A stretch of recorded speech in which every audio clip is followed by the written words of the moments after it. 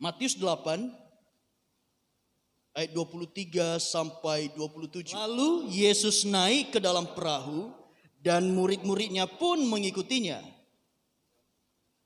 Sekonyong-konyong mengamuklah angin ribut di danau itu, sehingga perahu itu ditimbus gelombang, tetapi Yesus tidur. Lanjut 25. Maka datanglah murid-muridnya membangunkan dia, katanya, Tuhan, tolonglah kita binasa. 26. Ia berkata kepada mereka, mengapa kamu takut? Kamu yang kurang percaya. Lalu bangunlah Yesus menghardik angin dan danau itu, maka danau itu menjadi teduh sekali. Ayat terakhir 27. Dan heranlah orang-orang itu, katanya, orang apakah dia ini sehingga angin dan danau pun taat kepadanya. Amin. Haleluya. Bapak Ibu, kalau kita baca perikop ini juga terdapat di Lukas, di Markus juga ada. Kalau sampai di beberapa perikop ada, berarti kejadian ini cukup penting bagi kita untuk tahu apa maksud Tuhan di balik kejadian ini. Nah, pertama di ayat yang ke-23 dikatakan bahwa Yesus bersama-sama dengan muridnya. Amin. Bapak Ibu, satu hal yang harus kita pastikan bahwa Bapak Ibu dan saya setelah kita menerima Yesus, kita ini adalah bait Roh Kudus. Amin. Maka kemanapun kita pergi, kemanapun kita berjalan, maka percaya Roh Kudus ada di dalam diri kita. Kita tidak pernah berjalan sendiri. Karena apa? Firman Tuhan berkata dan firman Tuhan berjanji, aku senantiasa menyertai kamu sampai akhir zaman. Nah, posisinya kita harus tahu dulu bahwa Yesus ada bersama dengan murid-muridnya. Bapak Ibu, sering jadi satu pikiran, sering jadi satu ekspektasi orang banyak, apalagi yang baru mau percaya Yesus, bahwa ketika saya ikut Yesus, saya dibaptis, saya setiap beribadah, maka hidup saya aman. Maka hidup saya diberkati, hidup saya jauh dari sakit penyakit, hidup saya, usaha saya pasti lancar semuanya tanpa hambatan. Tidak sedikit orang berpikir seperti itu. Tetapi kalau kita baca Bapak Ibu, ayat ke-24, maka ketika Yesus sedang bersama-sama dengan mereka di dalam satu perahu, maka apa yang terjadi? Sekonyong-konyong mengamuklah angin ribut di danau itu. Bapak Ibu, setelah saya baca perikop ini, saya ambil satu kesimpulan bahwa Petrus dan lain-lain dan para murid yang lain, mereka adalah pelaut yang sudah sering melaut, tetapi mungkin ini adalah badai yang sangat hebat yang pernah mereka alami. Kenapa? Kalau kita baca ayat selanjutnya nanti dikatakan kita binasa. Nah, itu yang saya katakan Bapak Ibu, bahwa ikut Yesus, percaya Yesus bukan berarti hidupmu bebas dari badai. Amin. Yang setuju katakan amin.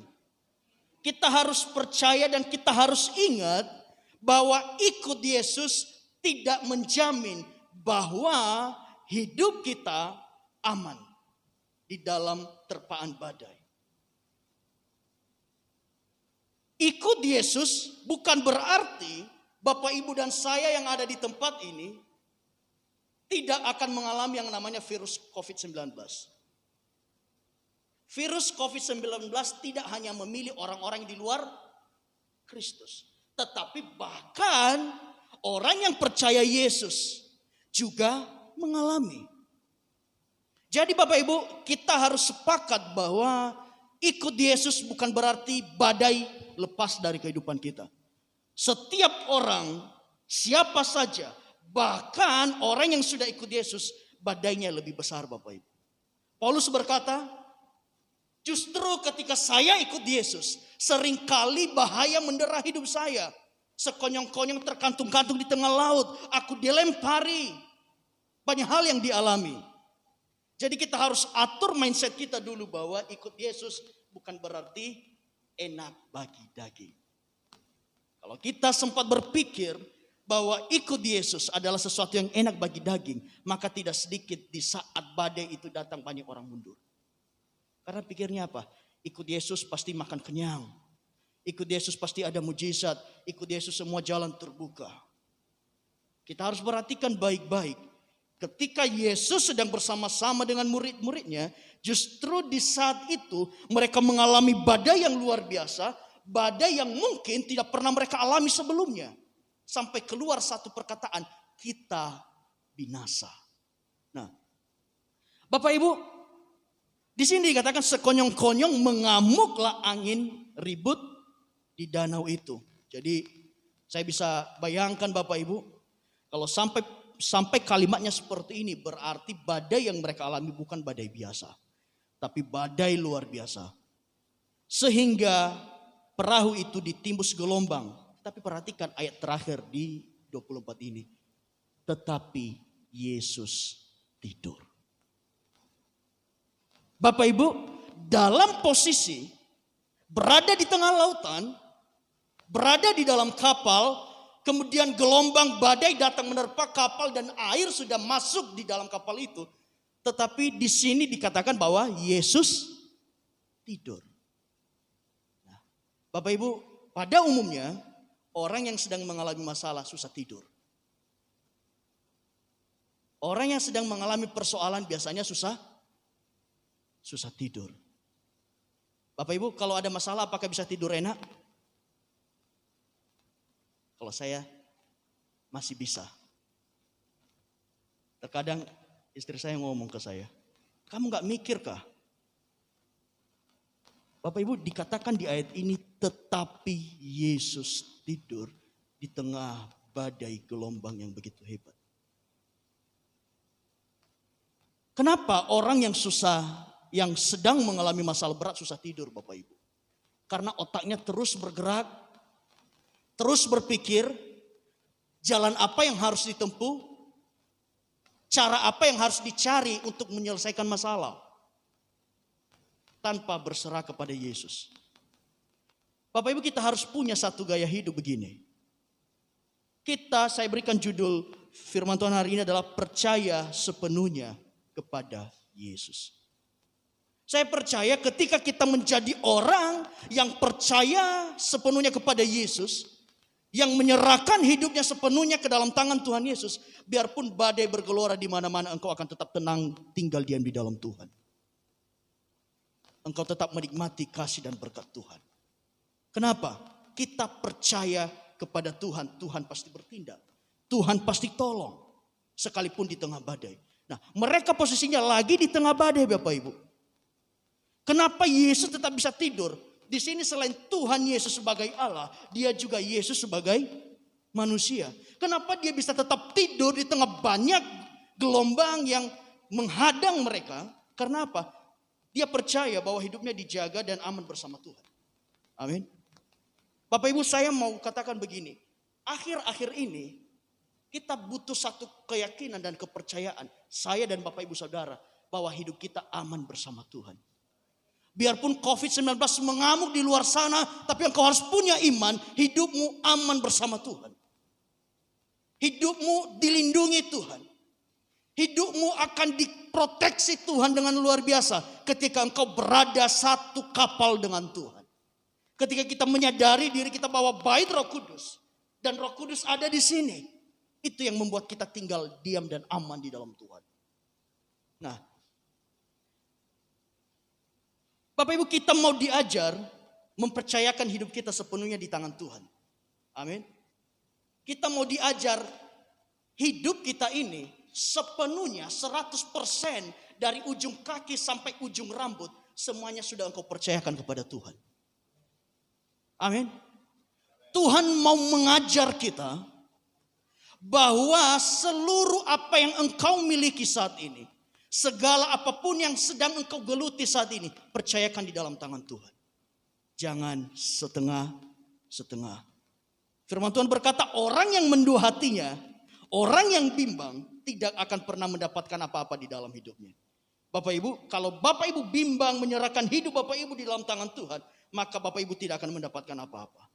Makanya saya berikan judul adalah percaya sepenuhnya kepada Yesus. Sepenuhnya. Seluruh hidupmu, keluargamu percayakan di dalam tangan Tuhan. Pekerjaan tanganmu percayakan di dalam Tuhan. Segala sesuatunya percayakan di dalam tangan Tuhan. Engkau aman bersama Tuhan. Kita harus punya mindset seperti ini. Kalau tidak, kita tidak akan mendapatkan apa-apa. Tuhan mau kita mempercayakan hidup kita sepenuhnya di dalam tangannya. Kita harus belajar percaya. Bapak Ibu, saat mereka di tengah badai, itu tidak ada harapan lagi kalau badai udah sebesar itu. Dulu Pak Ahasang pernah cerita ke saya. Pernah cerita kepada kami, mereka di tengah laut, katanya sudah tidak ada harapan. Tapi puji Tuhan, Tuhan Yesus masih tolong Pak Hasang. Pak Hasang pernah cerita bahwa ketika gelombang itu datang menggulung udah, semua sudah bilang binasa. Tapi Tuhan berkehendak lain. Bapak Ibu, mempercayakan sesuatu tidaklah mudah. Betul? Mempercayakan sesuatu tidaklah mudah sampai kita mengenal siapa yang kita percayai. Jadi bohong kalau kita bilang kita percaya Tuhan tanpa mengenal Tuhan lebih dulu. Saya jamin Bapak Ibu. Bapak Ibu tidak akan pernah percaya sepenuhnya kepada Tuhan kalau Bapak Ibu semua tidak mengenal Tuhan dengan baik dan benar. Tapi kalau kita mengenal Tuhan dengan baik dan benar, maka saya terlalu percaya hidup kita ini sepenuhnya kita percayakan di dalam tangan Tuhan. Saya bisa percaya kepada istri saya karena dia adalah istri saya dan saya sudah mengenal dia. Saya bisa percaya kepada Bapak Gembala di tempat ini karena kami sudah cukup punya waktu bersama-sama melayani bersama-sama. Akan terasa berbeda hubungannya dengan orang lain. Bapak Gembala juga teman percaya kepada saya, kasih saya kunci gereja untuk bisa saya buka gereja ini karena saya tahu dia juga percaya kepada saya. Maka saya percaya ketika kita percaya kepada Tuhan Yesus Kristus yang akan membuat hidup kita aman, engkau akan serahkan hidupmu sepenuhnya di dalam tangannya. Amin. Sepenuhnya engkau akan serahkan kepada Tuhan. Karena kita percaya apa yang kita serahkan kepada Tuhan tidak akan dibinasakan. Amin. Apa yang kita percayakan kepada Tuhan tidak akan mengalami kerusakan. Tetapi Tuhan akan jaga hidup kita dengan baik. Sekalipun badai gelombang menantang hidup kita. Sekalipun banyak amukan badai di sekeliling kita. Tapi percayalah ketika engkau percaya Yesus hidupmu aman. Amin. Nah Bapak Ibu maka kenallah Tuhan. Kenallah Tuhan lebih dalam. Caranya bagaimana Pak? Doa, pujian, penyembahan, firman Tuhan. 3 ini adalah cara kita mengenal pribadi Tuhan. Doa, pujian, penyembahan, dan firman Tuhan. Itu adalah cara kita mengenal Tuhan lebih dalam lagi. Saya percaya kalau kita intim berdoa, kalau kita intim memuji menyembah Tuhan, kalau setiap hari kita intim baca firman Tuhan, maka pengenalan akan Kristus semakin hari akan sempurna di dalam hidup kita. Maka orang yang pengenalannya sempurna kepada Tuhannya siapa? Yaitu kepada Tuhan Yesus Kristus. Maka saya terlalu percaya engkau akan berkata, Tuhan, saya tidak peduli apa yang terjadi di luar sana. Tapi yang saya tahu, hidup saya serahkan dan aman bersama Yesus. Jadi biarpun banyak badai menghadap kehidupan kita, percaya bahwa engkau aman di dalam Tuhan. Amin Bapak Ibu. Nah, apa yang akan kita lakukan di tengah badai hidup yang kita alami? Kurang lebih badai yang sama yang telah kita alami selama ini apa? Pandemi COVID-19 mengamuk di mana-mana. Luar biasa. Seperti kita sedang berada di dalam kapal dan virus ini sedang mengamuk dengan buasnya. Tidak pilih-pilih.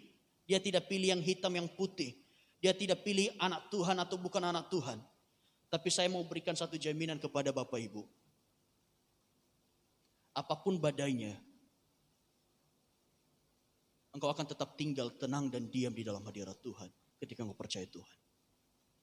Bapak Ibu, saya berikan satu contoh Bapak Ibu, bahwa ketika kita berada di dalam Tuhan, ketika kita sungguh-sungguh mempercayakan hidup kita di dalam Tuhan, hidup kita akan dipelihara oleh Tuhan. Amin. Satu kali Bapak Ibu, beberapa waktu lalu,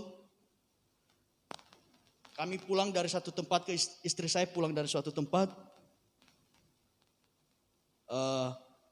Saya sudah cukup lama tidak bekerja.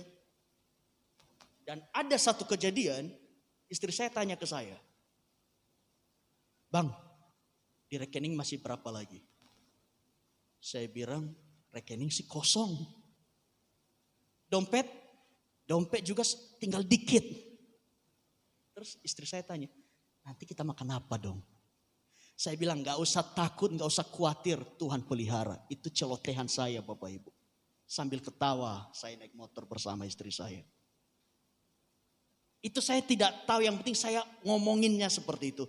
Gak usah pusing, Tuhan pasti pelihara hidup kita. Beberapa hari kemudian, gak hitung beberapa hari, waktu yang cukup dekat, tiba-tiba ada berkat yang harus kami terima. Kemudian saya ngomong ke istri saya, "Benar kan Tuhan pelihara hidup kita?" Jadi biarpun lagi amukan badai di luar sana, yang kita lakukan saat ini adalah berserah kepada Tuhan. Amin. Berserahlah kepada Tuhan, maka Tuhan akan memelihara hidupmu. Tuhan tidak akan biarkan engkau terlantar. Ketika kita sungguh-sungguh percaya kepada Tuhan. Tuhan jaga hidup kita. Tuhan lindungi hidup kita. Tuhan buat hidup kita aman di dalam Dia. Nah, apa yang harus kita lakukan di tengah badai ini Bapak Ibu? Tadi saya pertama kali katakan bahwa sadari bahwa kita adalah bait Roh Kudus. Amin. Kalau kita bait Roh Kudus berarti Allah Roh Kudus ada di sini. Kalau jika Allah di pihak kita, siapa dapat melawan? Kita lebih dari pemenang. Bapak Ibu, percaya bahwa ketika engkau menyadari engkau adalah bait Roh Kudus dan Roh Kudus tinggal di sini, engkau adalah orang-orang yang lebih dari pemenang. Apapun badai yang engkau alami, engkau akan keluar sebagai pemenang. Apapun badai hidup yang sedang menerpa, menimbus hidupmu saat ini, percaya bahwa Tuhan tetap bekerja nyata di dalam hidupmu. Tuhan tetap turun tangan di dalam hidup kita. Kita berserah kepada Tuhan, bukan menyerah. Bapak Ibu, berserah bukan menyerah. Kalau berserah berarti kita serahkan seluruh hidup kita kepada Tuhan. Dan kita lakukan bagian kita. Kita percaya dan kita menyembah Tuhan. Kalau menyerah berarti angkat tangan. Sudah tidak mau tahu apa-apa lagi. Tapi orang yang berserah kepada Tuhan. Punya satu harapan bahwa Tuhan Yesus pasti bertindak di dalam hidup saya dan hidup Bapak Ibu semua. Amin. Kedua Bapak Ibu. Di saat-saat seperti ini. Di saat-saat kita lagi mengalami badai yang luar biasa. Ini merupakan saatnya kita praktek iman. Amin. Ketika tidak ada masalah, kita tidak bisa praktek iman dengan leluasa. Tapi justru di dalam badai, goncangan yang kita alami, itu merupakan saatnya kita mempraktekkan iman kita. Bukan saatnya Bapak Ibu kita membesar-besarkan badai atau masalah yang sedang kita alami. Tapi kita harus sadar bahwa Yesus Kristus jauh lebih besar dari masalah apapun yang kita alami saat ini. Amin. Firman Tuhan berkata, nama di atas segala nama tunduk di dalam nama Yesus. Bukan saatnya kita membesar-besarkan apa yang kita alami. Wah, saya kehilangan pekerjaan. Saya tidak memiliki ini, tidak memiliki itu. Wah, bukan saatnya Bapak Ibu. Tapi sekarang saatnya kita berkata bahwa bersama Yesus, Tuhan saya besar, saya sanggup melewati segala sesuatu. Ini saatnya kita bukan membesar-besarkan masalah, tapi kita punya iman.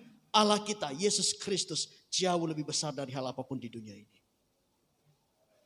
Tuhan kita Yesus Kristus adalah pengendali sejarah. Segala sesuatunya masih dalam kendalian Tuhan. Segala sesuatunya ada di dalam genggaman Tuhan. Tidak ada yang di luar kendali Tuhan. Hidupmu, hidup saya, kejadian di luar sana, semuanya masih di dalam kendali Tuhan. Dan akan selalu di dalam kendali Tuhan. Jadi kalau hidup kita ada di dalam Tuhan, hidupmu dikendalikan oleh Tuhan Yesus Kristus. Dan ketika hidup kita dikendalikan, sudah pasti hidup kita pasti tidak akan binasa dan aman sekalipun banyak badai yang menerpa hidup kita. Yang ketiga Bapak Ibu, praktikan iman ketiga adalah saatnya kita memperkatakan iman kita. Ada satu kesalahan para murid di sini Bapak Ibu, tapi manusiawi. Walaupun mereka sudah cukup lama bersama-sama dengan Tuhan Yesus, tetapi rupanya mereka belum cukup mengenal lebih dalam seperti apakah Tuhan Yesus itu. Kalau kita baca di ayat yang ke-27 tadi, minta tolong ayat 27. Matius 8:27. Di situ mereka mempertanyakan. Dan heranlah orang-orang itu, katanya. Orang apakah dia ini? Sehingga angin dan danau pun taat kepadanya. Bapak Ibu, doa dan harapan saya, kita tidak berkata seperti ini kepada Tuhan Yesus. Orang seperti apakah Tuhan ini? Sampai danau dan angin taat kepadanya. Kita harus tahu Bapak Ibu, Allah kita Allah yang besar. Kembali ke ayat 26. Ketika angin ribut datang tiba menghampiri mereka, Tuhan Yesus berkata, mengapa kamu takut? Kenapa? Mereka bangunkan Tuhan Yesus dan berkata, Guru, kita binasa. Bapak Ibu, padahal mereka lagi bersama-sama dengan Tuhan Yesus. Tapi masih bisa keluar satu statement, Guru kita binasa. Maka Tuhan berkata kepada mereka, mengapa kamu takut? Kamu yang kurang percaya. Bapak Ibu, dalam kondisi seperti ini saatnya kita memperkatakan yang baik untuk membangun hidup kita. Terkadang ketika kita mengalami masalah, apa yang kita alami? Mati saya nih, habis saya. Aduh, celaka saya. Bapak Ibu, ingat perkataan anak-anak Tuhan punya kuasa. Jadi perkatakanlah perkataan yang membangun. Perkataan berkat yang bisa membangun diri kita semakin dekat kepada Tuhan. Ketika saat ini Bapak Ibu, kita sedang mengalami goncangan masalah, percaya dan katakan bahwa saya sanggup melewati segala sesuatu bersama Tuhan. Amin. Bapak Ibu yang lagi live di rumah, kalau saat ini kondisi tubuhmu lagi tidak baik, atau bisa jadi mungkin engkau mengalami virus COVID-19, miliki perkataan iman dan katakan, saya sembuh bersama Tuhan Yesus. Iman dan imun saya kuat bersama Yesus. Tidak ada yang tidak bisa kita lewati bersama Tuhan. Miliki perkataan yang membangun iman kita. Yang supaya Tuhan menyatakan kuasanya di dalam kehidupan kita. Amin. Di sini murid berkata, kita binasa. Tapi Bapak Ibu saya mau katakan hari ini, apapun yang kita alami saat ini, kita harus punya perkataan, saya kuat bersama Yesus. Amin. Sama-sama kita katakan, saya kuat bersama Yesus. Sekali lagi, saya kuat bersama Yesus. Amin. Haleluya. Bapak Ibu, miliki perkataan iman, praktekkan iman, sadari bahwa kita baik Roh Kudus. Maka saya percaya kita mampu menyerahkan hidup kita sepenuhnya dalam tangan Tuhan. Karena di dalam tangan Tuhan, hidup kita aman. Di dalam tangan Tuhan hidup kita dipelihara. Amin.